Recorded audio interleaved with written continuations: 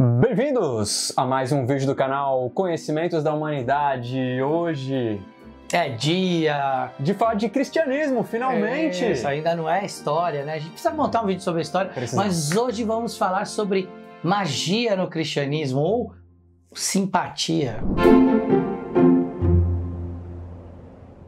Léo, é muito comum dentro das casas tradicionais cristãs, algumas coisas ali, tá precisando de marido, tá precisando casar, faz tal coisa com tal santo. Exato. Tá chovendo, bota algum não sei o que no telhado. E aí, isso é magia, isso é macumba, faz parte das crenças religiosas do cristianismo, isso é contra, isso é a favor. E ainda tem aquelas coisas, não lembro, novena. Na minha avó tinha assim, faz a novena do não sei o quê. O que é isso, Léo? Vamos lá. A gente precisa entender primeiro que toda religião tem um lado místico. Se ela tem um lado místico, automaticamente ela tem um lado metafísico, vamos dizer assim, algo que vai além do físico. O que normalmente a gente chama, dentro das tradições filosóficas, por exemplo, como magia. Então a magia, ela também é isso. Ela não é só algo lá que você viu no Harry Potter. A magia, ela é algo que é muito antigo, que acompanha a história da humanidade como esse ato mágico de transformar a realidade. Para isso, a gente tem dentro das religiões também os atos mágicos. Quer um exemplo no cristianismo? Quero. A missa. A missa não é um ato mágico? É um ato mágico. Explica pra galera por que a missa é um ato mágico. Pô, tem várias questões na missa que são incríveis. A gente pode começar pelo mais importante, o ápice da missa, que é a comunhão com o corpo e com o sangue de Cristo. No catolicismo, acabou que os fiéis acabam não comunhando com o vinho. Mas em outros tipos de cristianismo, você tem o vinho ali sendo consumido também. E, pô, isso é muito legal porque tem uma relação, inclusive, com a alquimia. Então, a transmutação de um corpo em outro, de uma ideia em outra. Então, você pega uma bolacha ou um biscoito, e aí você pega o vinho e transforma aquilo uma das maiores representações para essa religião. Você transforma no corpo e no sangue de Cristo e faz parte de uma comunhão, ou seja, você se une ao maior símbolo de pureza, de salvação, de redenção dessa religião. Então, por um instante, ou pelo menos por aquele momento, você se torna de alguma maneira, o próprio Cristo. Tudo bem, essa fala pode ser vista como blasfema, mas em algum nível você se torna uno, você está consumindo aquilo, se purifica, tem a graça e pode até ter insights muito bons com relação a isso. Mas toda a missa, até aquilo que o padre fala, a forma como certas interpretações são feitas, algumas missas até tem aquele momento de abraçar o seu amiguinho. Depois do Pai Nosso, né? Aquele momento ali de união, né? Exato, ou como somos todos um e não tem diferença, e vamos lá, vamos todos Brasil. O próprio Pai Nosso é uma reza super mágica, né? Se você olha, começa a compreender, vem lá do aramaico, né? Como foi pronunciado, e depois passa pro grego, e aí tem as nossas traduções, mas, pô, é mágico, né? O próprio... assim na terra como no céu, a gente já começa a fazer, pô, isso aí será que tem a ver com hermetismo? Porque o que está em cima é o que está embaixo, no céu e na terra. Então tem muitos momentos mágicos ali e transformadores. Então se alguém... Por que igrejas são transformadores de pessoas que estão à margem da sociedade? Porque de fato ela tem uma importância. A gente não fica falando só aqui não fica só criticando o cristianismo, ele tem um valor super importante na alma e na psique humana, né, Léo? Exatamente.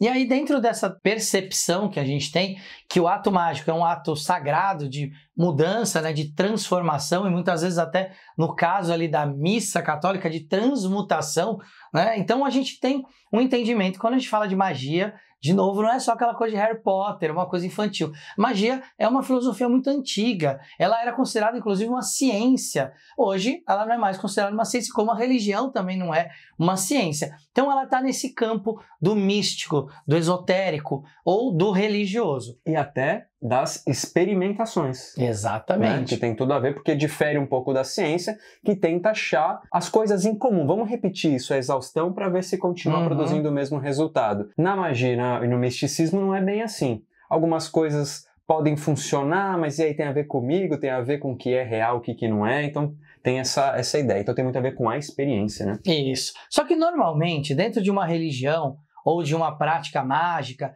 a gente não faz isso só dentro do templo sagrado. No caso do cristianismo, não só dentro da igreja, porque a gente pode, por exemplo, rezar em casa.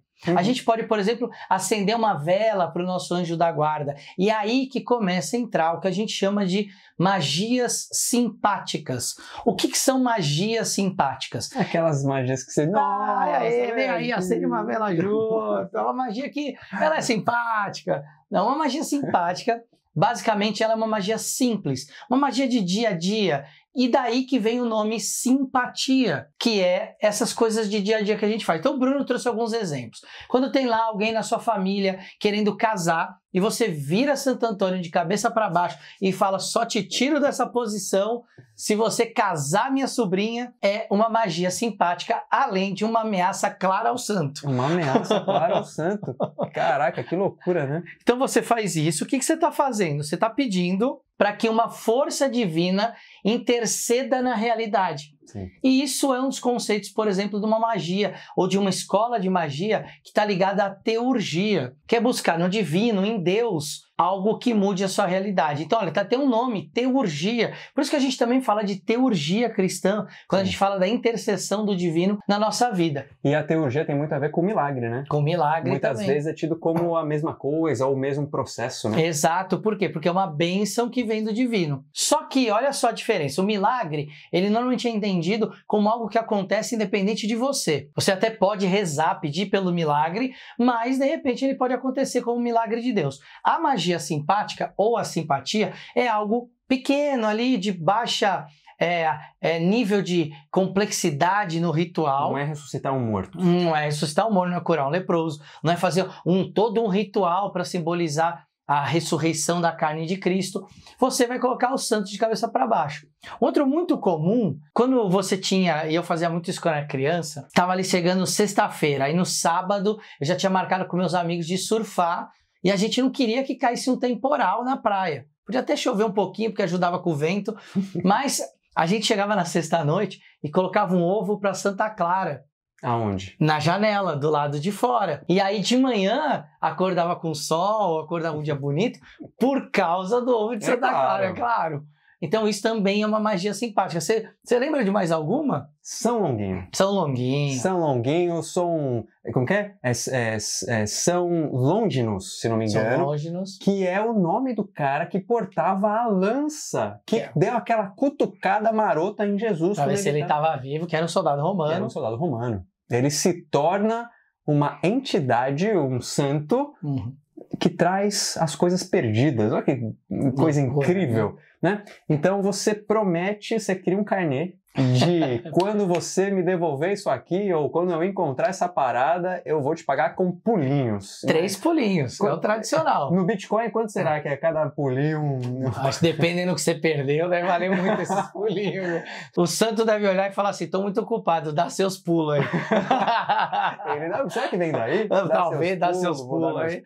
Pode ser. Porque, né, pra quem não conhece, se você não conhece, não deve ser do Brasil. É só no Brasil que tem isso? Olha, isso é uma boa questão. E você que mora fora já ouviu falar dessa... Normalmente aqui, o Brasil ele é muito bom de criar essa magia simpática cristã. Isso não é tão comum nos outros países, não. Mas essa do São Longuinho talvez seja uma tradição que... Vamos pesquisar mais sobre isso. Vamos pesquisar. Ou você pode deixar aí nos comentários também. Se você não sabe, é assim. Perdi meu celular. São Longuinho ou Seu Longuinho? Me faz eu encontrar o celular que eu dou 3 pulinhos. Isso é para rimar os pulinhos, né? Longuinho. Você falou de Santa Clara, Léo, por exemplo, colocar o ovo ali e tal. O quanto tem a ver com o santo, aquele poder, tipo, ela tem o poder de não fazer... Ou é só um santo e não tem nada a ver com a função dele, por exemplo. Às vezes... Santo Antônio até tem, né? Mas... Tem, mas normalmente essas funções, elas vão criando a sua própria mitologia. Então, por exemplo, era muito comum na Idade Média você ter um comércio de ossos e pedaços de santo.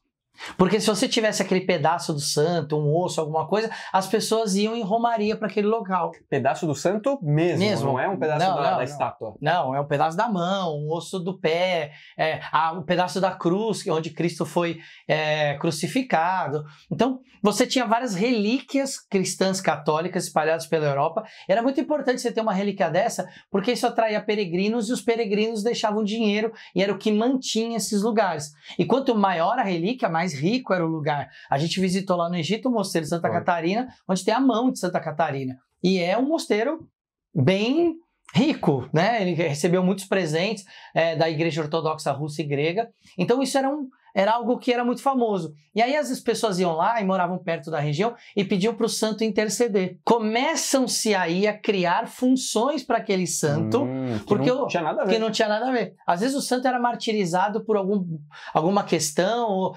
totalmente diferente do que ele tem a ver. Só que aí chegava alguém e falava assim, eu fui lá, eu chegava pra tia Cotinha, eu fui lá, tava com dor nas costas, pedi pra Santa Hildebranda pra curar minha dor nas costas e ela curou.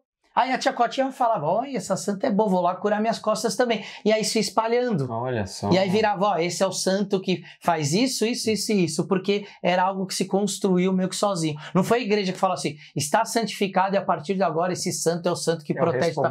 Não, a igreja santificava. As pessoas criavam as histórias e as histórias cresciam. E o tal das causas impossíveis, não tem a ver com a história dele? São Judas Tadeu, também tem um pouco a ver com a história dele, nesse caso, mas aí também é algo que vai crescendo. Porque ele não é o único santo que atende causas impossíveis, tem outros, mas ele ficou um dos mais famosos. Aqui no Brasil ele é muito popular, não só para as causas impossíveis, mas também tem uma igreja aqui em São Paulo em que eles fazem uma fila para benzer os carros.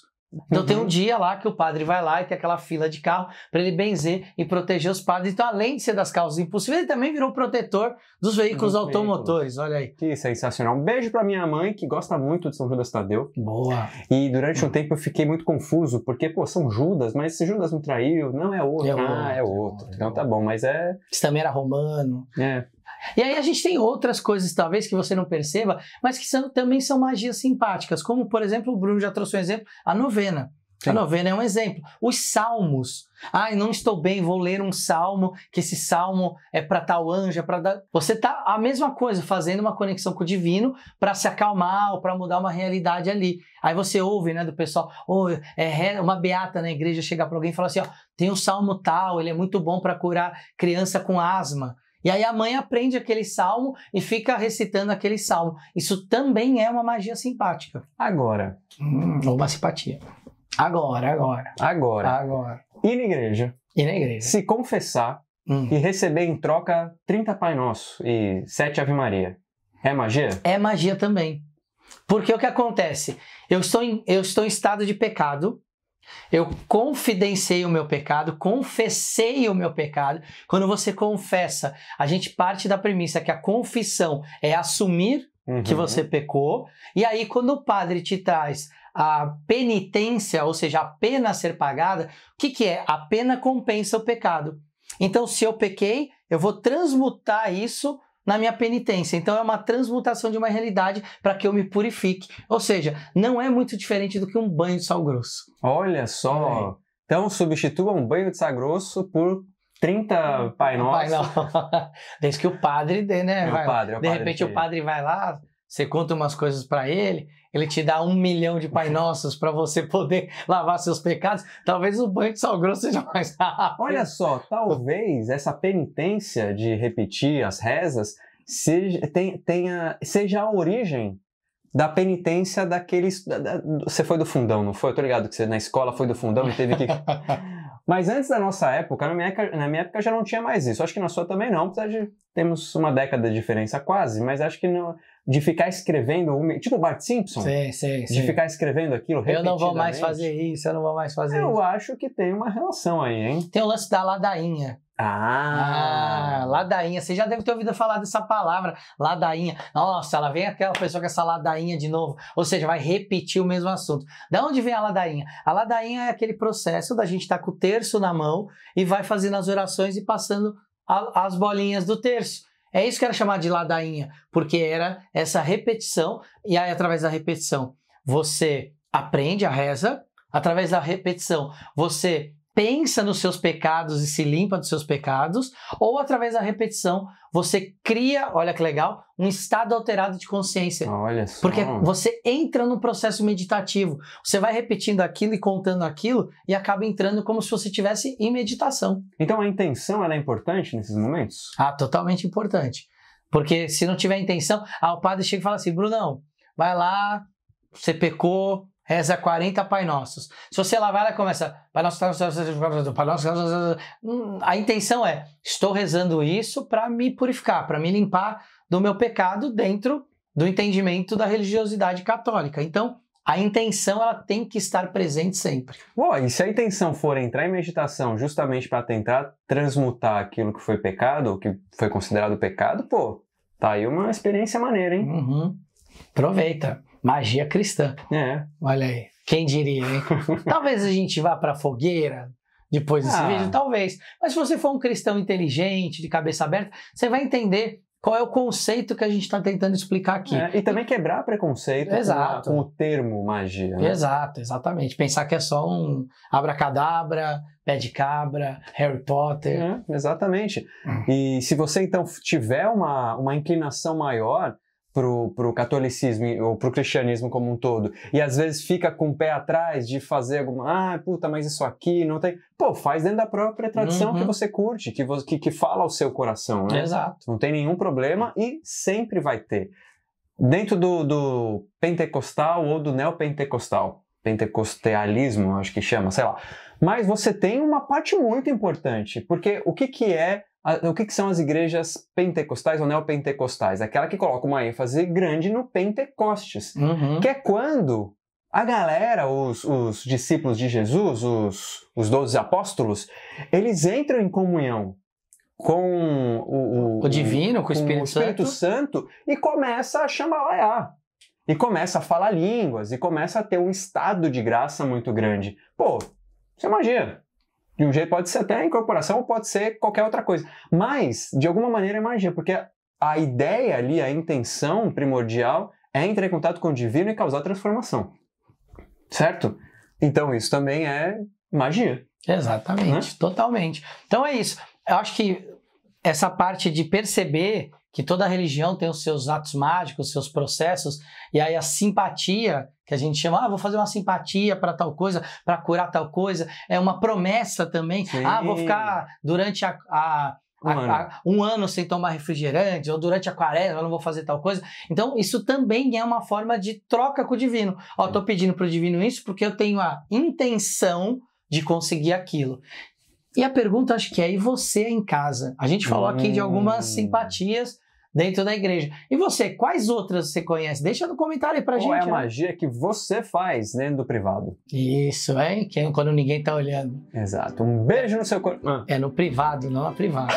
Que também é uma transformação. Também. Daí a gente fala disso outro dia. Um beijo no seu coração e até a próxima. Esfirras simpáticas. Sorrisinho com esmalte.